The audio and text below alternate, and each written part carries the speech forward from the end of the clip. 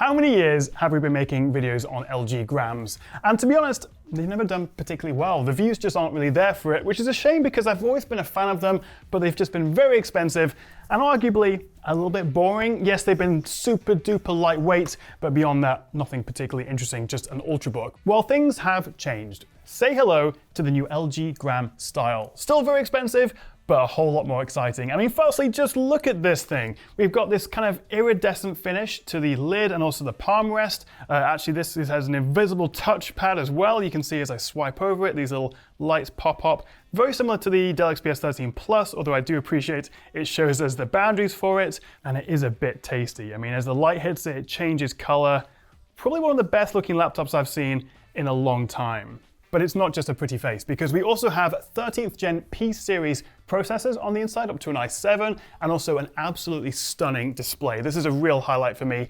120Hz, WQHD+, OLED, over 500 nits of brightness and HDR support. It's a bit good.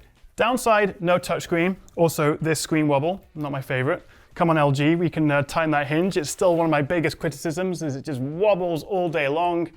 But overall, if you want a super compact, incredibly lightweight, I mean, this weighs just 1.23 kilograms, gorgeous display and really unique design. If you can afford it, the new LG Gram Style is definitely one to look out for. That's not like a conclusion, we're just starting this video.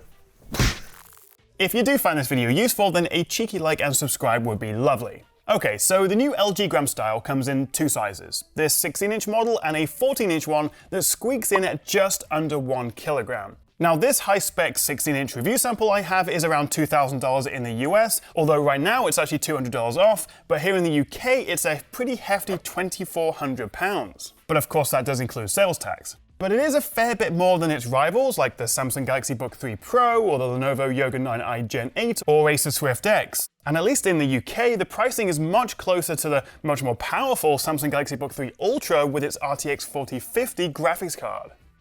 Now the Style doesn't replace the regular Gram range. Those non-OLED and less stylish models are now the more affordable option, except for maybe the new LG Gram 17 Pro, which does get a discrete GPU in the form of the RTX 3050, and it's around the same price as this Style 16. Plus there's a 2-in-1 option and a new ultra-light Gram, which also gets a nice OLED panel and a slimmer chassis. And of course we have this USB-C portable monitor, the Gram Plus View as it's called, which is a lightweight and fantastic way to get extra portable screen space. Rounding out the specs, we have an Intel P-series i7 1360p, that's a 28-watt CPU. There's also mention of an i5, although it doesn't seem to be currently available, perhaps with a future SKU or in just certain markets. Then we get 8, 16 or 32 gigs of very speedy 6000 MHz LPDDR5 RAM. We have integrated Iris Xe graphics, no discrete option here unfortunately. Then this 120Hz OLED display, we get dual PCIe 4 SSD slots, so you've got an extra one for expansion there. A good size 80 watt-hour battery, a full HD webcam with Windows Hello for face logins, 2 3-watt stereo speakers with Dolby Atmos, and we get this gorgeous Aura white finish, which is the only color option. Down the sides, we have a pretty good range of ports, including 2 Thunderbolt 4 USB-Cs, a microSD slot, of course a full size would have been nice, audio jack, and a single USB 3.2 Gen 2 Type A, which can talk, apparently. This is serious. And this is kind of cool. If you plug in an external screen, an overlay pops up which lets you choose the relative position of the display and whether it's duplicated or extended, which saves a bit of time working out where the screen is and repositioning it in the settings menu. The 14-inch is basically identical to the 16, although we do get a slightly lower resolution, but then the smaller size means we actually come out with a similar PPI, and it's also OLED, although it does top out at 90Hz rather than 120, which is a bit disappointing, and of course we also get a smaller 72 watt-hour battery. So really the only compromise of going for the 14 is that lower refresh rate.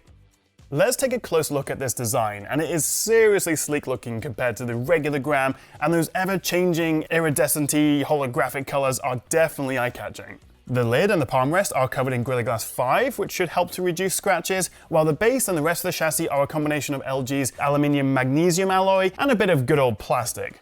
I am pleased to see there's much less flex on the keyboard deck compared to some of the older Grams I've tested, although if you are using this on your lap, that screen wobble can get a bit annoying. But the real USP of this guy is, well, in its name, the Gram. This 16-inch Gram Style weighs about the same as the 13-inch MacBook Air, despite having a much bigger and OLED screen. And paired with a newly slimmed down charger, you could carry this around all day and barely notice it.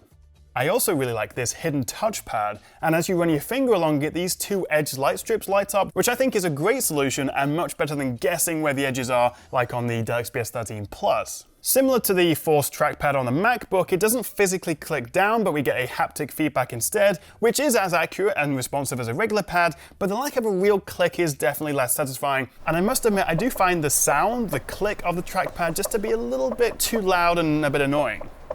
But the setup definitely looks cool. The backlit keyboard is nice and big with well spaced out keys, and we also get room for a numpad. Sadly, there's no fingerprint reader here, although you can use Windows Hello via the webcam instead. And holding down the function key actually brings up a list of shortcuts, which is pretty useful.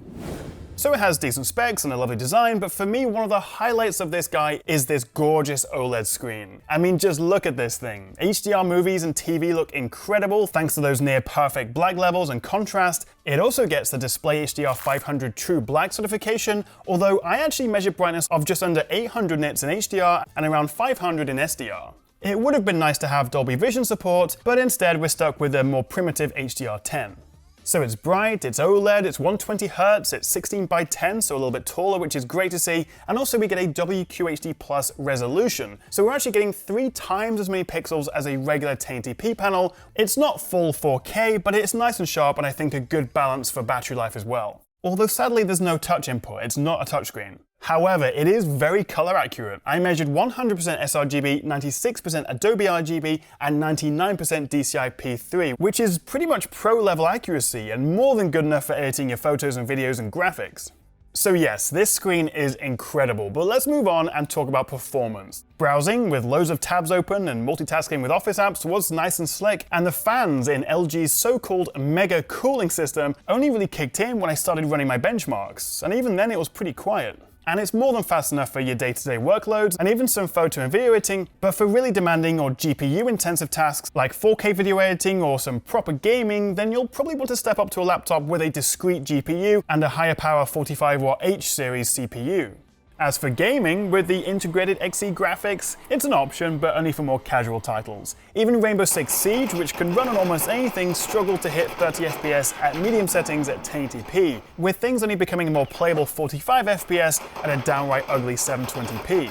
So I reckon streaming games, whether it's through GeForce Now or Xbox Cloud, is going to be the best option here, but that's assuming you have a pretty fast internet connection.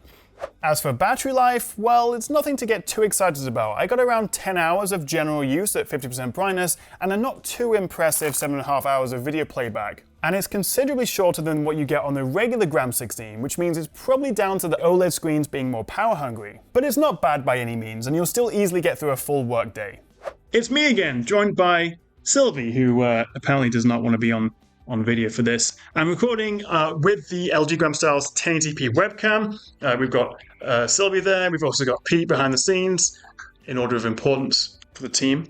And having a little wander around, what do you think of the quality? And also the mics. Very backlit there. Just looking at the screen, I think this is definitely above average for a webcam. My only issues are, if you do move around, that wobbly screen is going to cause some issues. And also, we don't have a fingerprint reader, but we do get Windows face unlocking via the IR sensor next to the webcam. And finally, these dual 3-watt stereo speakers with a smart amp are nice and loud, with clear vocals, decent bass, although since they are downfiring, they can easily get a bit muffled, especially on your lap. And at louder volumes, the keyboard deck can actually start vibrating with the sound, which can become a bit annoying after a while.